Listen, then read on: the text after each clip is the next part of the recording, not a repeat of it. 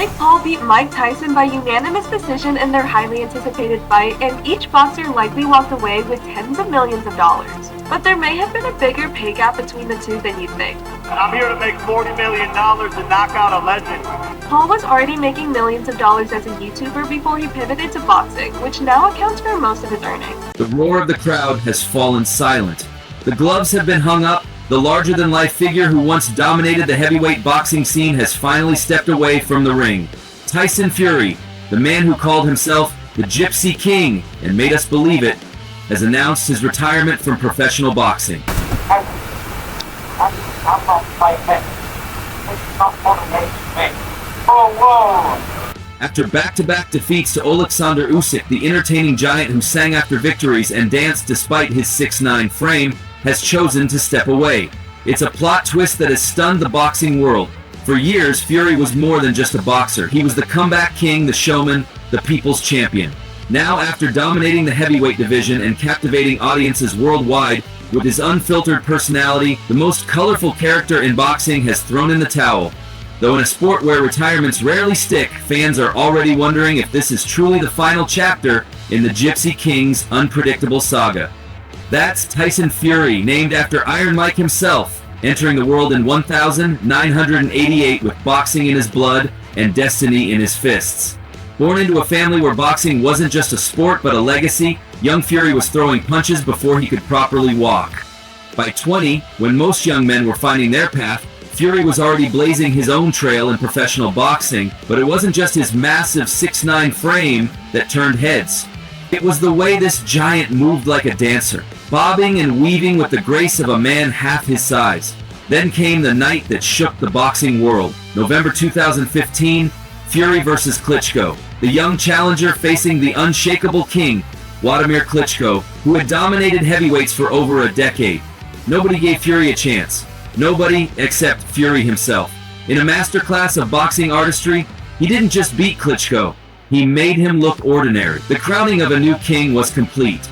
But every fairy tale has its dark chapter. At the peak of his success, Fury's toughest opponent wasn't in the ring, it was in the mirror. Depression hit harder than any punch he'd ever taken. His weight ballooned. The titles slipped away. The boxing world wrote him off. Yet, like all great champions, Fury refused to stay down. His comeback in 2018 wasn't just about reclaiming belts. It was about reclaiming his life. He shed 140 pounds, faced his demons head-on, and transformed from a cautionary tale into an inspiration for millions battling their own mental health struggles. This wasn't just a comeback story, this was redemption, resilience, and resurrection all rolled into one larger-than-life package called Tyson Fury. May 2024 promised the fight boxing purists had been dreaming of. In one corner, the towering Tyson Fury, the self-proclaimed Gypsy King. In the other, the calculating Oleksandr Usyk, boxing's master technician. The prize? Every heavyweight belt in existence. The stage? A ring that suddenly seemed too small to contain their combined greatness. The first battle was poetry in motion, Fury's bulldozing style against Usyk's tactical brilliance. Like a matador dancing with a bull, Usyk slipped and slid around Fury's massive frame, turning the giant's size against him. When the dust settled, it was Usyk's hand raised in a split decision that had fans arguing deep into the night. The Ukrainian had done what many thought impossible. He'd outfoxed the Fox. But December brought the rematch, and with it a chance for Fury to rewrite the story. Instead, Usyk penned the final chapter himself. Over 12 rounds, he didn't just beat Fury, he solved him. Each punch was a mathematical equation, each movement calculated to perfection. The numbers told the brutal truth. Usyk's 42% connect rate against Fury's 27% painted a picture of technical superiority that no amount of heart could overcome. For Fury, these weren't just losses, they were the kind of defeats that make a warrior question everything. For Usyk, they were confirmation of what many had whispered, that sometimes, in the sweet science of boxing, the artist beats the aristocrat, and the mathematician defeats the magician. The Gypsy King had finally met his match in a man who turned the ring into a chessboard. And for once, Fury found himself outplayed at every turn. Hi everybody, I'm going to make this short and sweet. I'd like to thank my retirement from boxing. It's been a blast. I've loved every single minute of it. And remember this, Dick Turpin wore a mask. God bless everybody. See you on the other side. February 13th, 2025. The boxing world froze. Through the familiar blue glow of Instagram, the Gypsy King delivered his farewell speech. Tyson Fury, never one to exit without theatrics, chose his words with the same precision he once used to pick his punches. But it was his parting shot that set the boxing world ablaze. Dick Turpin wore a mask. Classic Fury, leaving fans to decode his riddles even in goodbye. The digital arena erupted. Comments flooded in faster than Fury's famous combinations. From teenage boxing enthusiasts to hardened veterans, everyone had something to say. Anthony Joshua, the man who never got his shot at Fury, called him one of the best heavyweights of our generation.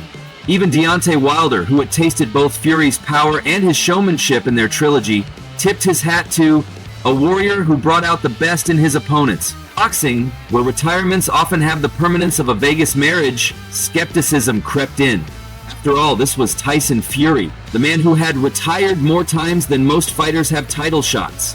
His promoter, Frank Warren, kept the door ajar with a knowing smile. With Tyson, you never know what the future holds. Yet, something felt different this time. Maybe it was the timing, coming fresh off those two bruising battles with Usyk. Maybe it was the tone in his voice. Or maybe, just maybe, the Gypsy King had finally decided his story had enough chapters. But here's the thing about boxing legends. They never really say goodbye. They just pause their stories, leaving us to wonder if there's one more round left to fight. Some fights are destined to haunt boxing history, phantom bouts that exist only in the realm of what if. None looms larger than Tyson Fury versus Anthony Joshua, the British super fight that had everything except an actual fight date, each carrying the hopes of a nation, set to collide in a $500 million showdown under the Arabian stars. The numbers were staggering. PS 500 million on the table, enough to make even Vegas blush. Saudi Arabia waited with open arms and deeper pockets, ready to host what promised to be the biggest heavyweight spectacle since Ali Frazier.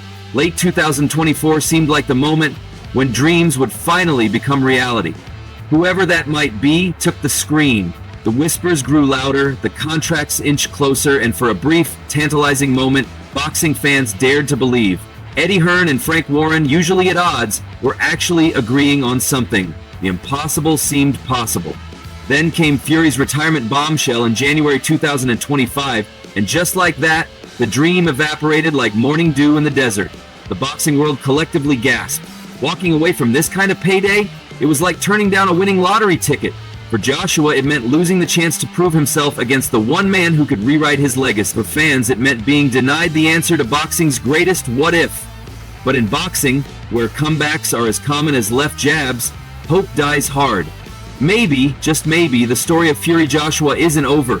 After all, 500 million reasons say this book might have one more chapter left. Until then... Hi everybody, I'm going to make this short and sweet. I'd like to announce my retirement from boxing. It's been a blast. I've loved every single minute of it, and I'm going to end with this. Dick Turpin wore a mask. God bless everybody. See you on the other side. Get on! It remains the greatest fight that never was. A reminder that in boxing, like life, timing is everything. When a king abdicates his throne, everyone has something to say. In the wake of Fury's retirement bombshell, the boxing world didn't just whisper, it roared. Frank Warren, the man who helped guide Fury's career, could barely keep a poker face when discussing the news. One of the greatest heavyweights of all time, he called Fury, before adding with a knowing smile, but with Tyson, you can never really say it's the end. Coming from the man who knows Fury's playbook better than most, those words carried weight. Then there was Turki Al-Alshik, Saudi Arabia's boxing power broker, the man with the golden checkbook who had dreams of staging the biggest British heavyweight showdown in history. It's a big loss for the sport, he admitted, though his words carried a hint of, call me when you're ready, between the lines. £500 million can be very persuasive after all. But it was the boxing community's collective raised eyebrow that spoke loudest. They'd seen this movie before. Fury and his retirement announcements were like boxing's version of a greatest hits album. 2015, after Klitschko, he came back. 2022, just another intermission. Now 2025. Well, you do the math. The whispers in gyms and commentary booths all carried the same message. A man who thrives on spotlight and challenge doesn't just walk away. Not with the Joshua mega fight still dangling like a golden carrot. Not with those Usyk losses still fresh. Fran, I'm going to jump in. because you have the decency to join us on the show, and I'm delighted you have. Because at this particular time, we're joined live from Riyadh, Saudi Arabia, by His Excellency Turki Al Sheikh. Good afternoon to you, Your Excellency. Thank you for joining us. Thank you. I am still in London. You're still in London. Today in the night, I will go back to my country. Thank you very much indeed. While the boxing world pays its respects to the Gypsy King's latest farewell, everyone's keeping one eye on the door. Because in boxing, sometimes goodbye just means see you later. How do you measure the legacy of a man who changed not just how heavyweights box, but how fighters think? Tyson Fury wasn't just a champion, he was a revolution in boxing boots. Here was a 6'9" giant who moved like a lightweight, a heavyweight who could switch stances mid-fight, a boxer who turned defense into an art form. In a division known for knockout artists, Fury painted masterpieces. But perhaps his greatest fights weren't won under the bright lights of Vegas or London. They were won in the darker corners of his own mind. Fury spoke about depression. When he laid bare his battles with mental health and addiction, he didn't just break stigmas, he shattered them. In a sport built on the myth of invincibility, here was a champion brave enough to be vulnerable, strong enough to be honest. The record books will show the titles, the victories, the historic nights, but Fury's real legacy lives in the people he inspired. The fighters who learned it's okay to not be okay. The fans who found hope in his comeback story. The countless souls who sought help because their hero showed them it was strength, not weakness, to ask for. As the final bell rings on the Gypsy King's career, or at least this chapter of it, one thing is certain: Tyson Fury changed boxing, not just by how he fought, but by how he lived, unafraid, unfiltered, and unapologetically himself. They say every king's reign must end, but some kings leave marks that time can't erase. Tyson Fury is one of them. And if you've enjoyed this journey through the Gypsy King saga, make sure to hit that like button, share your favorite Fury moment in the comments, and subscribe for more tales from the sweet science of boxing.